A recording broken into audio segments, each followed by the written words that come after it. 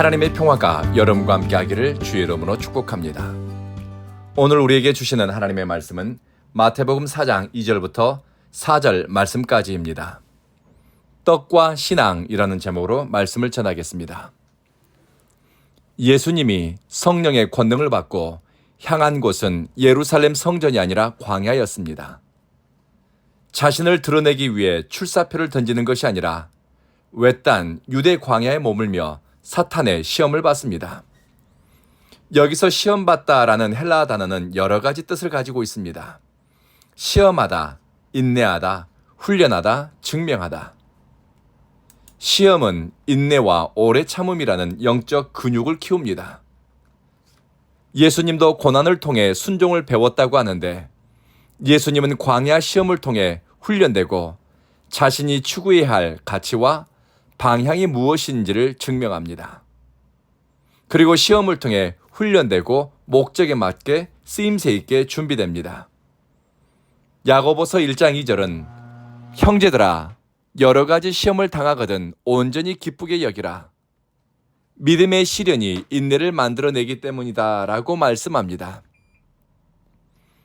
할 수만 있다면 당장이라도 벗어나고 싶은 광야를 예수님은 40일 동안 먹지 못하고 줄인 채 시험과 위험에 노출되었습니다. 유대 광야는 낮에는 40도를 훨씬 웃도는 생명체가 살기 어려운 무더운 곳입니다. 그리고 저녁에는 기온이 뚝 떨어져 저체온증으로 목숨을 잃을 수 있는 곳입니다. 들짐승과 굶주림, 거친 모래바람과 생명의 위험이 도사리고 있습니다. 예수님은 아무런 대비책이 없이 이러한 위험에 노출되어 있습니다. 자신을 보호할 수 있는 울타리도, 안전을 담보할 수 있는 장치도 없습니다. 육체적 위협, 정신적 위협, 영적 위협에 맨 몸뚱이가 노출되어 있습니다. 어쩌면 이것은 우리 인간의 실존을 보여주는 모습입니다. 스스로를 보호할 수도 없고 예측할 수도 없고 안전을 장담할 수 없는 현실 앞에 놓인 인간의 모습입니다.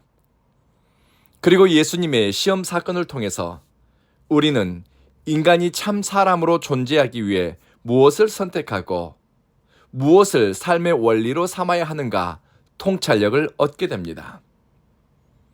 배고픈 예수님에게 사탄이 다가왔습니다. 그리고 이렇게 말합니다. 네가 만일 하나님의 아들이거든 명하여 이 돌들로 떡덩이가 되게 하라. 주님은 유혹하는 자에게 말합니다. 사람이 떡으로만 살 것이 아니요 하나님의 입으로부터 나오는 모든 말씀으로 살 것이라. 오늘 말씀을 단순히 빵이 중요하냐 말씀이 중요하냐는 이분적 틀로 해석하거나 적용하는 것을 주의했으면 합니다. 단순히 육체를 위한 빵은 저급하고 영혼을 위한 말씀은 고귀하고 하는 식의 관점으로만 해석하면 이 메시지의 핵심을 놓칠 수 있습니다.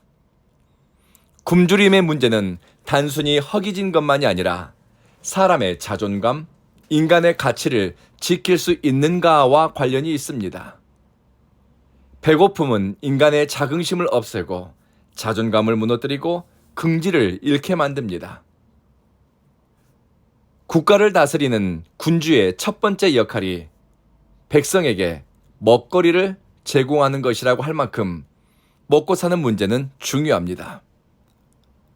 어떤 영성가는 인간이 먹고 사는 문제를 너무 가볍게 다루는 종교는 참 종교가 아니다라고 말합니다. 왜냐하면 먹고 사는 문제는 하나님이 직접 개입할 만큼 인간에게는 중요하고 시급한 문제이기 때문입니다. 하나님은 인간의 굶주림, 배고픔을 절대 가볍게 여기거나 영적인 가치보다 저급한 것으로 다루지 않았습니다. 광야에서 이스라엘이 굶주렸을 때 주님은 무려 40년 동안 한결같이 먹거리와 마실 것을 준비했습니다. 시내산에서 하나님의 말씀을 받는 시점보다 훨씬 먼저 일용할 양식을 제공할 정도로 하나님은 인간의 배고픔을 신중하게 처리하셨습니다.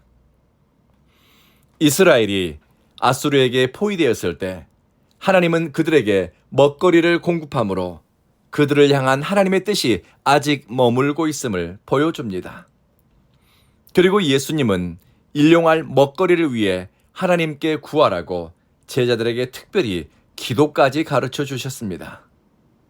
인간의 배고픔을 주님은 외면하지 않습니다. 하지만 떡만으로는 인간을 구원할 수는 없습니다. 인간의 굶주림을 해결하고 욕구를 충족시키는 것, 그 이상의 것이 필요한 존재가 인간입니다. 그것은 하나님의 말씀입니다. 하나님의 말씀은 인간에게 하나님을 계시하며 하나님과 막힘없는 사랑의 관계 속에 살아가도록 길을 안내합니다. 어떤 성서학자는 예수님이 돌을 떡으로 바꾸는 것을 거절한 것에 대해서 예수님은 기적의 떡 공급자로서의 역할을 거절한 것이라고 해석합니다. 메시아의 길은 떡만을 공급하는 기적의 공급자가 아니라는 겁니다. 예수님은 5,000명의 사람들을 먹이고 사람들이 빵의 공급자, 기적의 공급자인 메시아를 찾고 열광할 때 우리 주님은 조용히 자리를 물러나 몸을 숨깁니다. 현실에서 우리는 늘 고민하고 갈등합니다. 떡을 먼저 선택해야 될지, 하나님을 다음으로 해야 할지. 인간에게 유혹은 하나님 없이도 하나님의 말씀을 듣지 않고 깨닫지 않아도 떡만으로 살 수 있다는 생각입니다. 인간에게 가장 큰 문제는 배가 고픈 것만이 아니라 하나님을 떠난 것입니다. 그래서 본질은 생존에 필요한 떡과 욕구를 해결할 수단에 집착하기보다는 하나님의 말씀을 구하는 것과 또 말씀을 쫓아 순종하는 태도입니다. 예수님이 우리에게 가르쳐 주신 것은 말씀을 따라 살면 참 사람의 길을 찾고 말씀을 쫓아가면 참 생명에 이른다는 것입니다. 성경은 우리에게 너희는 먼저 그의 나라와 그의 의를 구하라. 그리하면 이 모든 것을 너희에게 더할 것이다. 우리 주님의 약속입니다. 기도하겠습니다. 자비하신 주님, 먹고 살아야 하는 우리의 일상에 여호와 일에 하나님의 공급이 이어지게 하소서. 먹는 문제로 갈등하지 않고 생존의 문제로 삶이 위협받지 않도록 우리에게 일용할 양식을 주시고 시험에 들지 않게 하소서. 사랑하는 주여, 온 교회 예배자로 모이는 성도들에게 하나님의 말씀을 듣는 기쁨, 말씀을 이해하고 깨닫는 즐거움, 말씀을 쫓아 선택하는 능력을 경험하게 하소서. 말씀으로 기도하고 말씀으로 교훈하고 말씀의 정신으로 일상을 사니 자신을 향한 하나님의 뜻이 알아지고 또 하나님이 기뻐하는 삶을 살기 위해 마음과 힘과 뜻을 다할 수 있게 하소서. 우리 가운데 몸이 아프고 마음이 상한 사람은 위로하여 주십시오. 예수님 이름으로 기도합니다. 아멘.